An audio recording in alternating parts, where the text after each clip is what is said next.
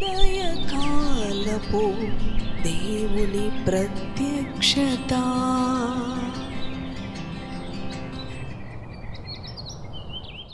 Praise the lord, హల్లెలూయా.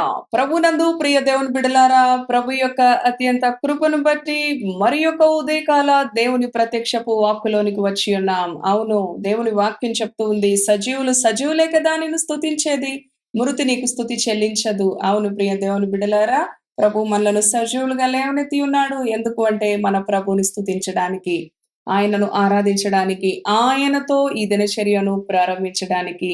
రండి, ఈ ఉదయకాల ప్రత్యక్షపు వాక్కును ధ్యానం చేసుకుందాము. పరిశుద్ధ గ్రంథములో యెషయా గ్రంథము 60వ అధ్యాయము 22వ వచనమును చదువుకుందాము.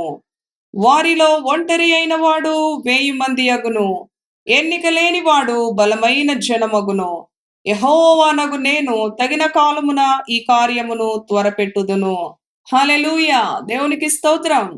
అవును ప్రియ దేవుని బిడలారా, ఈ ఉదయకాలం ప్రభు ఎంతో శక్తి కలిగిన వాక్కు చేత మనతో మాట్లాడుతూ ఉన్నాడు.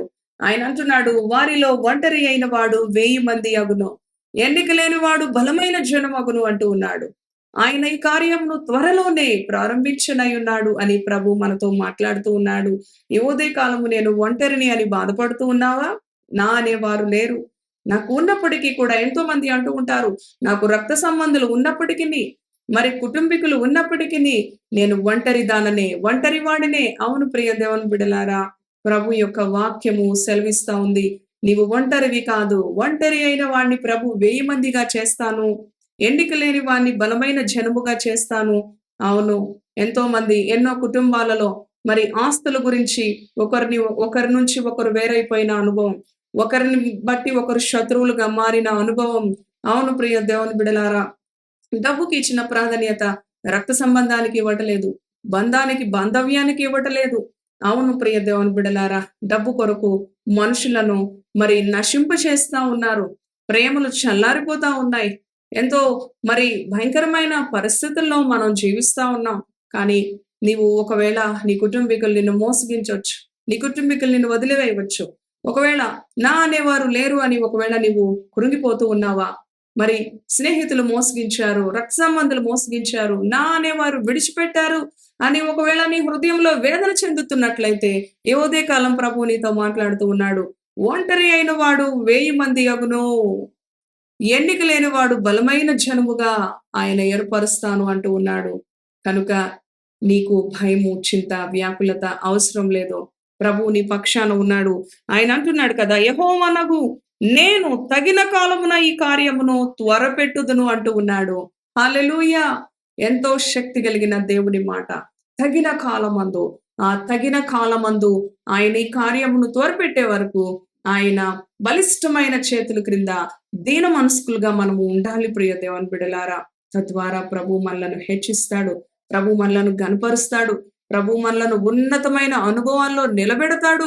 ప్రియ దేవుని బిడలారా, పరిశుద్ధ గ్రంథంలో కూడా ఎంతో మంది భక్తులు, అయ్యో మరి దేశం కాని దేశములో మరి నా అనేవారు లేక బానిసలుగా అమ్మబడిన అనుభవంలో ప్రభు ఎస్తేరుని ఆశీర్వదించాడు, యోసేపుని ఆశీర్వదించాడు, దానియేలుని ఆశీర్వదించాడు, షడ్రక్, మెషక్, అబేద్నెగోలను ఆశీర్వదించాడు.